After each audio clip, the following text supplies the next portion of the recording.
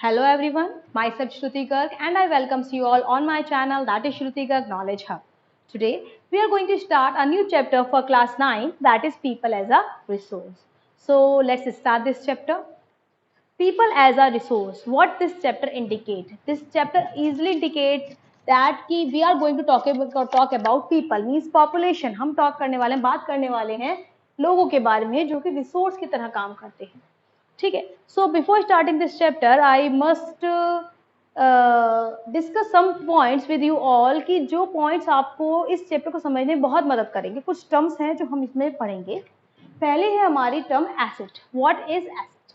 Asset वो चीज होती है जो आपको लॉन्ग टर्म बेनिफिट प्रोवाइड करती है. ठीक है. तो the asset is which provide you the benefit. Long term benefit आपको प्रोवाइड करती है. लाइक मशीनरी मैंने परचेज करी, फर्नीचर मैंने परचेज किया, तो फर्नीचर है, मशीनरी है, तो ये आपको क्या है, ये आपको लॉन्ग टर्म बेनिफिट प्रोवाइड करेंगे. यानी कि अगर आप एक बार खरीदेंगे तो उसे बार बार आप उसे यूज कर सकते हैं. That is called as asset. Clear? Now what is liability? Liability मतलब उधार. कोई कर्ज अगर आपके ऊपर है, जैसे मैं कहूँ आई एम लायबल टू पे यू 1000 रुपीज, यानी कि मेरे पास मैं आपके 1000 रुपये मैंने उधार ले रखे हैं और मुझे वो आपको रिफंड करने हैं. तो जब तक मैं आपको रिफंड नहीं करती वो 1000 रुपये की मेरे ऊपर क्या बनी रहेगी? लायबिलिटी बनी रहेगी. That is called as liability. तो लायबिलिटी मीन्स कर्ज, उधार, यानी कि मैं किसी भी चीज के लिए क्या हूँ? लायबल हूँ. I am liable for paying anything. That is called as liability. Clear? Now what is investment? Investment क्या है? इन्वेस्टमेंट मीन्स कि when I am going to invest something for my future benefit. Investment क्या होती है कि जब आज खर्चा कर रहे हैं ताकि आपको फ्यूचर में बेनिफिट मिले. कई बार ऐसा होता है शॉर्ट टर्म बेनिफिट मिल जाता है, कई बार ऐसा होता है लॉन्ग टर्म बेनिफिट मिलता है. लाइक मैं कहूँ म्यूचुअल इन्वेस्टमेंट में शेयर कर रहे हैं, म्यूचुअल फंड में इन्वेस्टमेंट कर रहे हैं, शेयर मार्केट में इन्वेस्टमेंट कर रहे हैं. वो क्यों कर रहे हैं कि इसका फायदा हमें 10 से 15 साल के बाद मिलता है. इन्वेस्टमेंट हम आज करते हैं, कहते हैं पेशेंस रखो. इन्वेस्टमेंट आज करोगे, 15 से 20 साल के बाद फायदा मिलेगा बहुत ज्यादा. So that is called as investment. कि हम इन्वेस्टमेंट जो एक्सपेंडिचर करते हैं वो कब करते हैं? प्रेजेंट में करते हैं. जबकि जो हमें इसका बेनिफिट वो कब मिलता है? वो हमें मिलता है इसका बेनिफिट फ्यूचर में. बेनिफिट हमें कब मिलता है? फ्यूचर में मिलता है. Clear? This is called as investment. Now our next term is resource. Resource क्या है? रिसोर्स मीन्स कि कोई भी चीज जो हमारी नीड को सेटिस्फाई करे. The thing which is going to satisfy our need, that is called as resource. लेकिन रिसोर्स तब तक ही रिसोर्स रहता है जब तक उसकी जरूरत, उसको यूज करने का तरीका हमें आता हो, वरना वो चीज है जो कि पड़ी हुई है. यानी कि जब तक हमें, जैसे फॉर एग्जांपल हमें मिनरल और आयरन और रिसोर्सेज के बारे में नहीं पता था, तो वो धरती पे अवेलेबल तब भी थे. हमें जब तक नहीं पता था तब तक वो सिर्फ चीज थी, नॉन लिविंग थिंग थी जो पड़ी हुई थी. लेकिन जब हमने इनकी इंपॉर्टेंस के बारे में समझा, इसे एक्सट्रैक्ट करने का तरीका समझा, हमने समझ में आया कि हाँ इनको कैसे यूज किया जाता है, then these things converted into the resource. Then these things converted into the resource. तो क्या रिसोर्स में सिर्फ नॉन लिविंग थिंग आती हैं? नहीं, रिसोर्स में ह्यूमन रिसोर्स भी आता है. ह्यूमन रिसोर्स मीन्स कि वो व्यक्ति जो किसी भी कंट्री के लिए रिसोर्स का काम करे, उसके लिए बेनिफिट का काम करे, उसके लिए एसेट का काम करे. ठीक है.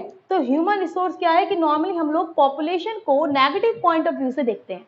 हम कहते हैं कि भाई पॉपुलेटिव कंट्री है तो इसके खर्चे ज़्यादा होंगे, खाने पे खर्चा ज़्यादा होता होगा, हेल्थ पे खर्चा ज़्यादा होता होगा, यहाँ के लोगों का स्टैंडर्ड ऑफ लिविंग हाई नहीं होगा.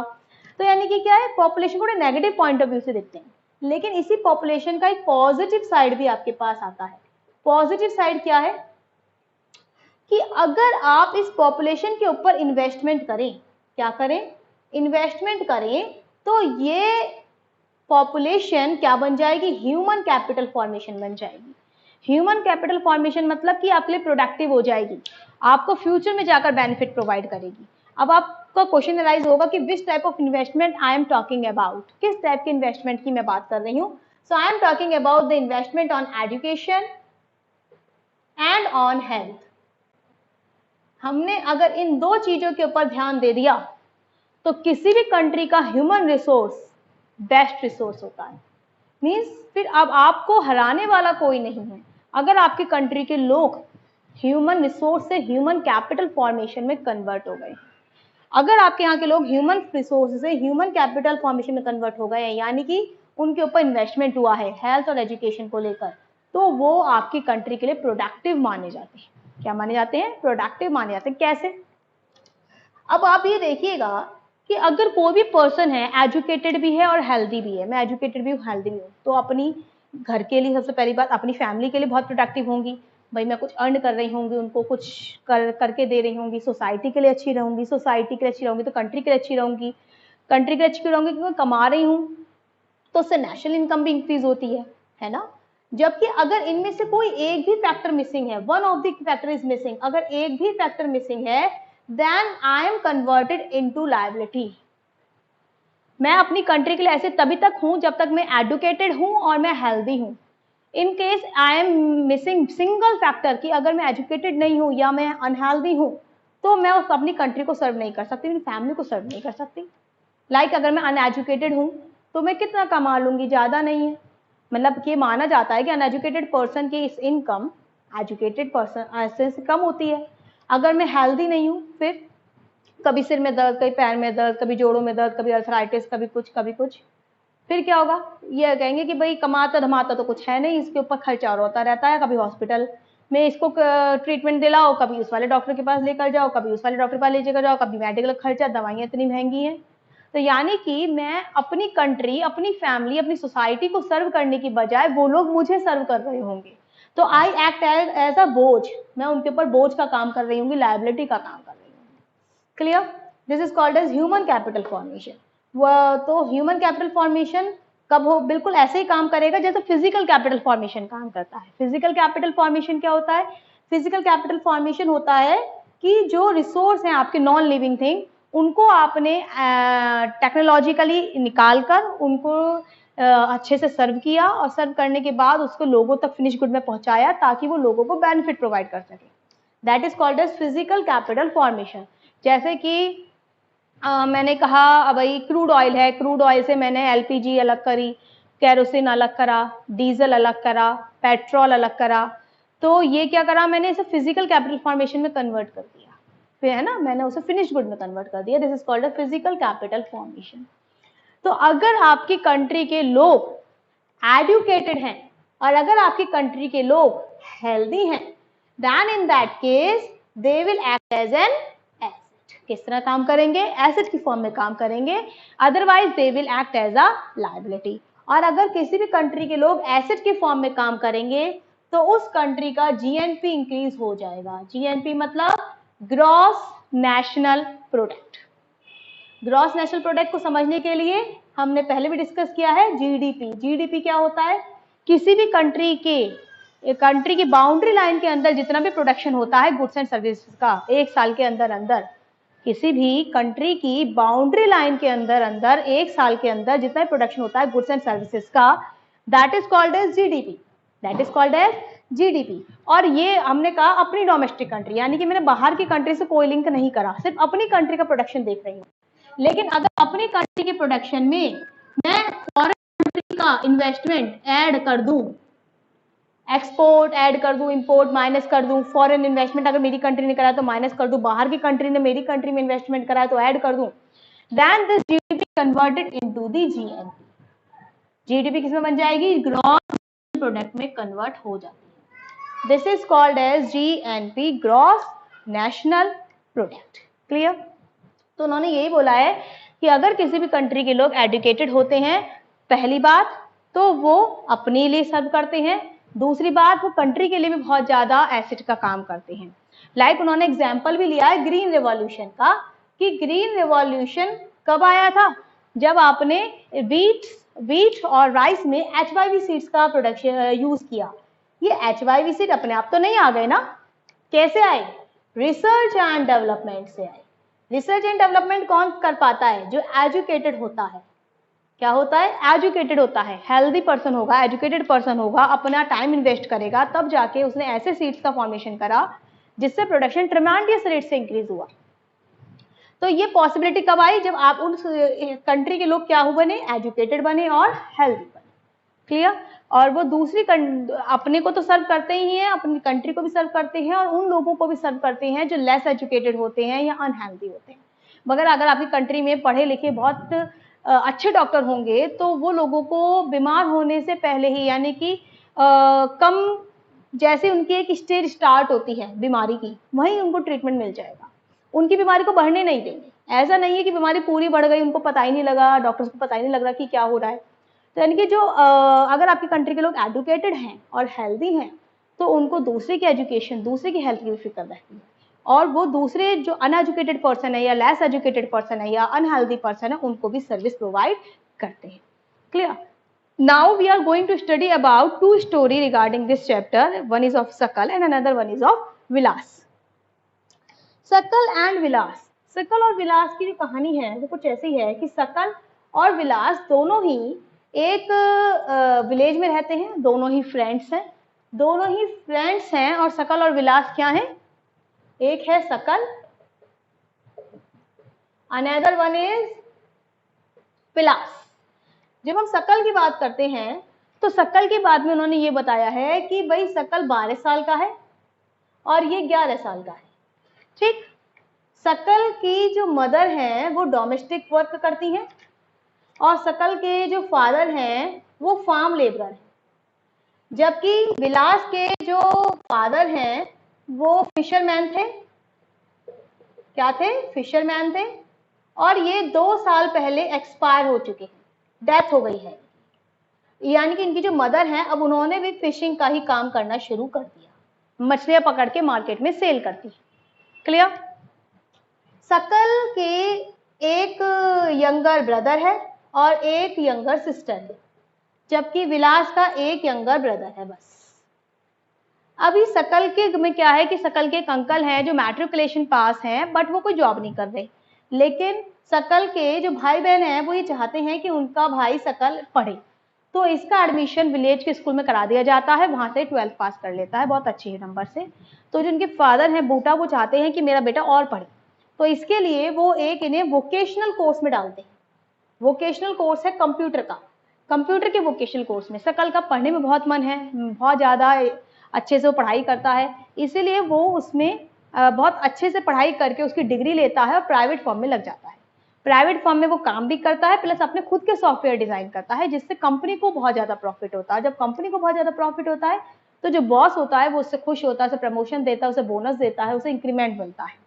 तो यानी कि हमने यहाँ देखा कि एजुकेशन उसके लिए कैसे बेनिफिट साबित हुई। जबकि दूसरी तरफ जब हम विलास की बात करते हैं तो विलास का पढ़ने में बिल्कुल मन नहीं है, पहली बात। दूसरी बात, उसका स्कूल में जाता ही नहीं, एडमिशन ही नहीं हुआ है। और तीसरी बात ये कि जो सकल है वो आर्थराइटिस का पेशेंट है, यानी कि उसके जोड़ों में दर्द रहता है, आर्थराइटिस का पेशेंट है, लेकिन उसकी मदर के पास इतने पैसे नहीं है कि वो उसका इलाज करा पाए। मदर क्या करती हैं? फिशिंग का काम करती हैं, जो एक पर्सन है उसके पॉन्ड से फिश परचेज करती है, पकड़ती है और मार्केट में सेल करती है, लगभग 150 रुपये दिन के कमा पाती है। अभी क्या होता है कि जो इसकी मदर है वो बीमार पड़ जाती हैं, बीमार पड़ने के बाद अब उनके घर में उनकी देखरेख करने के लिए कोई नहीं होता, तो मजबूरी में विलास को भी वही काम करना पड़ता है जो उसकी मदर ने किया, वो फिशिंग करता है और मार्केट में सेल करता है। ठीक है, उसके लिए उसकी बहुत मीयर इनकम, थोड़ी बहुत ही वो इनकम कमा पाता है, बहुत ज्यादा इनकम उसकी नहीं हो पाती है। सो इस केस में अभी आपने क्या देखा कि जो विलास है वो अनएजुकेटेड है प्लस अनहेल्दी है, और दोनों ही केस उसके क्या चले गए? नेगेटिव में चले गए, जिसकी वजह से विलास प्रोडक्टिव बिल्कुल नहीं हो पाया सोसाइटी के लिए, अपनी फैमिली के लिए, अपनी कंट्री के लिए। ठीक है, आर्थराइटिस का पेशेंट है, कुछ ज्यादा अर्निंग कर नहीं पाएगा, कोई और काम वो नहीं कर सकता कि लेबर का काम कर रहा है, हाँ जी कुछ उठाने का काम कर रहा है, तो यानी कि क्वालिटी उसके काम में नहीं आएगी और वो ज्यादा कुछ अपने लिए, अपनी फैमिली के लिए नहीं कर पाए। तो यानी कि यहाँ पर हम एक बात समझते हैं कि किसी भी कंट्री, किसी भी लेबर की क्वालिटी कब इंक्रीज होती है? जब वो एजुकेटेड होती है और वो क्या होती है? हेल्दी होती है। ठीक है, तो क्वालिटी ऑफ लेबर,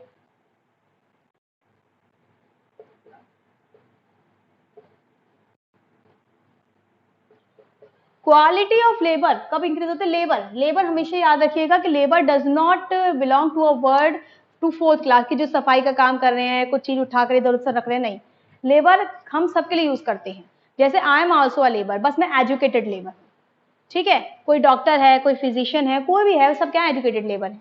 कोई मेंटल वर्क करते हैं, कोई फिजिकल वर्क करते हैं, तो कोई मेंटल लेबर का काम कर रहा है, कोई फिजिकल लेबर का काम कर रहा है। ठीक है, तो जो डॉक्टर हैं, टीचर हैं, क्या मेंटल लेबर का वर्क करते हैं, बाकी जो लोग होते हैं वो लेबर वर्क कर रहे हैं। कुछ एजुकेटेड होते हैं, कुछ अनएजुकेटेड होते हैं, लेकिन सब किस में काउंट होते हैं? लेबर में काउंट होते हैं। तो क्वालिटी ऑफ लेबर कब इंक्रीज होती है? जब वो क्या हो? एजुकेटेड हो और हेल्दी हो। इसीलिए बार बार बोला गया कि ह्यूमन रिसोर्स के ऊपर, एजुकेशन के ऊपर खर्चा कीजिए और हेल्थ के ऊपर खर्चा कीजिए, ताकि ये human resource human capital formation में कन्वर्ट हो जाए और आपकी कंट्री के लिए एसेट की तरह काम करे। किसकी तरह काम करे? एसेट की तरह काम करे। अब क्वालिटी ऑफ लेबर किसको अच्छे से समझ में आएगी? जो खुद एजुकेटेड और खुद क्या होंगे? हेल्दी होंगे।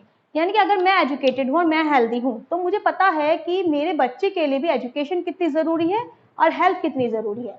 तो मैं अपने चिल्ड्रन, उनकी अगर एजुकेटेड पेरेंट्स और हेल्दी पेरेंट है तो उसको किसकी इंपॉर्टेंस पता है? एजुकेशन की और हेल्थ की इंपॉर्टेंस पता है।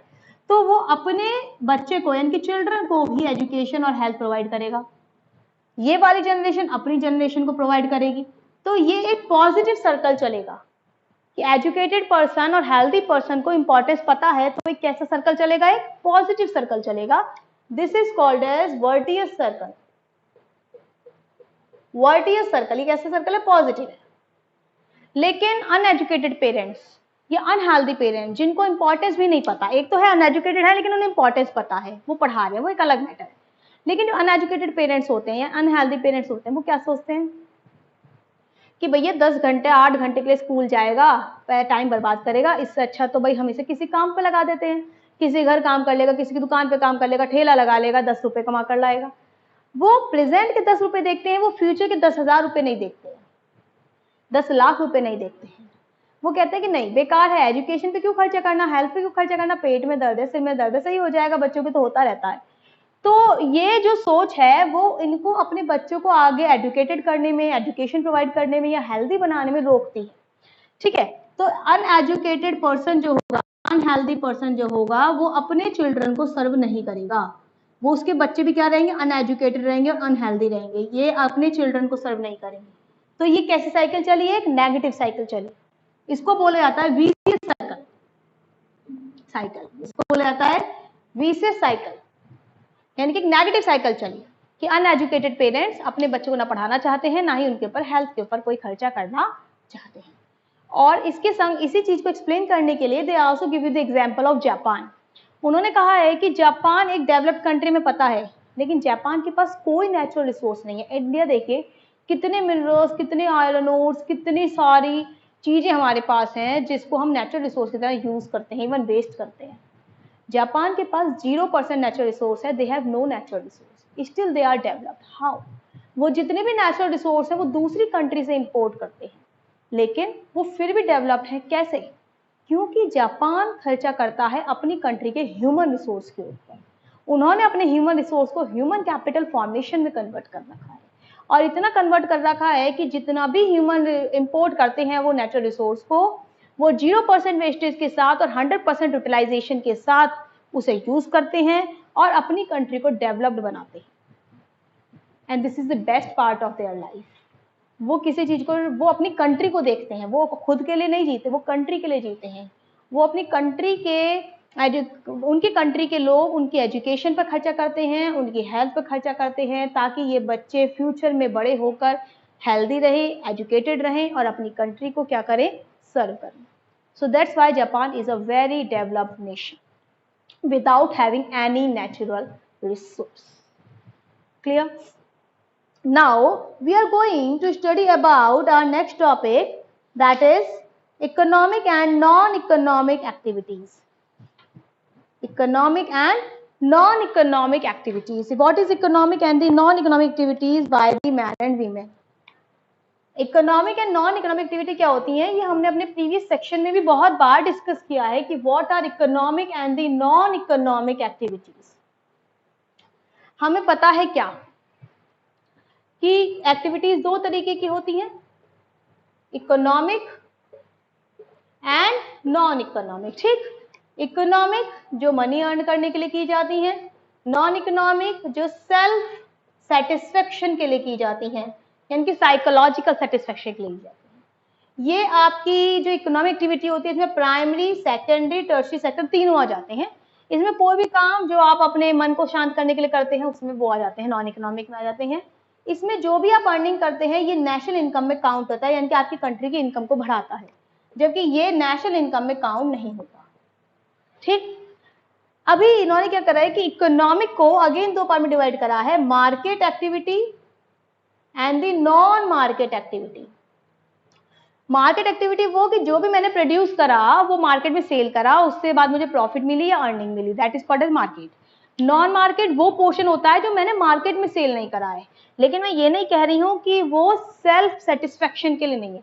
लाइक एग्जाम्पल आप देखिए, आपने जो फर्स्ट चैप्टर पढ़ा था उसमें आपने पढ़ा था सरप्लस, आपने कहा था 100 टन का मैंने प्रोडक्शन करा है, 10 टन का प्रोडक्शन मैंने अपने लिए रख लिया, 90 टन का प्रोडक्शन मैंने मार्केट में सेल कर दिया। तो 90 टन का प्रोडक्शन तो किसमें आ गया, मार्केट एक्टिविटी में आ गया।